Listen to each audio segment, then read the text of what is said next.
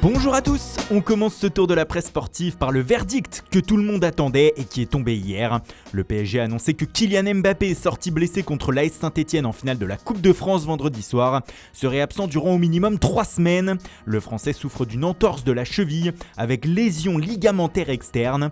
Pour le journal L'Équipe ce matin, Paris à la poisse, une malédiction s'abat chaque année sur le club qui est privé de ses meilleurs joueurs au moment de la Ligue des Champions.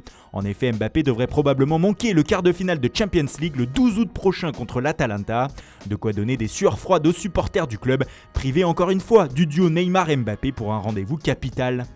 Hier également, ça jouait en Angleterre avec la deuxième demi-finale allée d'accession en Premier League entre Cardiff City et Fulham. Et la logique du classement de la saison a été respectée puisque ce sont les Cottagers qui se sont imposés 2-0. Ils prennent du coup une option pour la finale des barrages à Wembley comme l'écrit The Guardian. Le journal britannique revient aussi sur une autre victoire, celle de Jürgen Klopp. L'entraîneur de Liverpool a été désigné hier par ses pairs meilleur manager de la saison de Premier League en toute logique.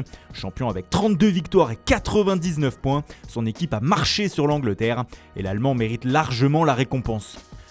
Un autre coach fait la une outre-Manche, c'est Frank Lampard. Le technicien de Chelsea commence à faire ses choix pour la saison prochaine. Et selon le Daily Mail, il ne veut plus entendre parler de son gardien numéro 1, Kepa Arrizabalaga.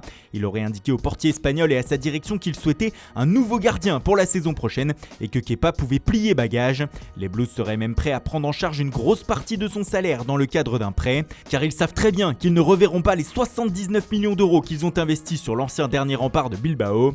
Le Daily Telegraph confirme dans son édition du jour que Chelsea cherche activement un nouveau gardien, mais le média explique aussi que le club londonien continue le forcing pour faire venir Kai Havertz, la jeune pépite du Bayer Leverkusen.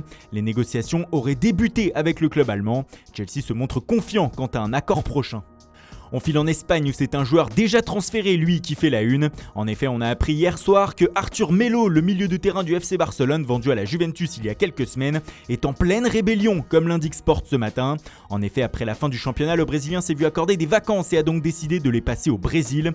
Mais une fois là-bas, il a indiqué à la direction du club qu'il ne reviendrait pas disputer la fin de la Ligue des Champions avec les Blaugrana.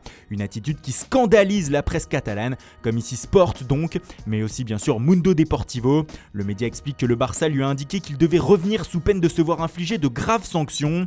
Arthur est sous contrat jusqu'à la fin de la Ligue des Champions avec le FC Barcelone, mais il souhaite négocier afin de rejoindre dans les prochains jours la Juventus, son nouveau club. Pour les Sportius, Arthur Melo file à la française qui signifie chez nous filer à l'anglaise. Autrement dit, il ne part pas de la meilleure des manières. Toujours dans l'actualité mercato, direction le Portugal et le dossier Edinson Cavani qui revient à la une de Record. Selon le média Benfica, qui avait pourtant indiqué en fin de semaine dernière ne pas avoir l'argent pour recruter l'attaquant uruguayen, aurait lancé un nouvel assaut afin de le convaincre. Les discussions auraient repris entre les deux clans. L'objectif pour Benfica serait de faire baisser son très gros salaire à Cavani. Libre, le Matador peut s'engager où il le souhaite depuis la fin de son bail au Paris Saint-Germain. Et on termine en Italie où la situation de Maurizio Sarri ne semble pas totalement clarifiée malgré un 9e titre de champion d'Italie pour la Juventus obtenu dimanche soir. Ce matin, la Gazzetta dello Sport explique que désormais c'est le rêve européen, la Ligue des Champions, que doit convoiter le technicien italien avec son équipe. Pour le journal, le 7 août prochain, date du 8e de finale retour contre Lyon, sera un tournant pour le club turinois. En substance, si la vieille dame est éliminée, cela pourrait être la fin de Sarri à la Juve. C'est plus clair sur la une du Quotidiano Sportivo qui écrit « Le Scudetto suffira-t-il à Sarri ? Suffira-t-il à sauver sa peau ?» En clair, le championnat a été le minimum pour l'ancien coach de Naples et c'est désormais la C1 qui décidera de son sort. Voilà, c'est tout pour ce matin. Merci pour votre fidélité, bonne journée à tous et rendez-vous dès ce soir pour un nouveau journal du Mercato.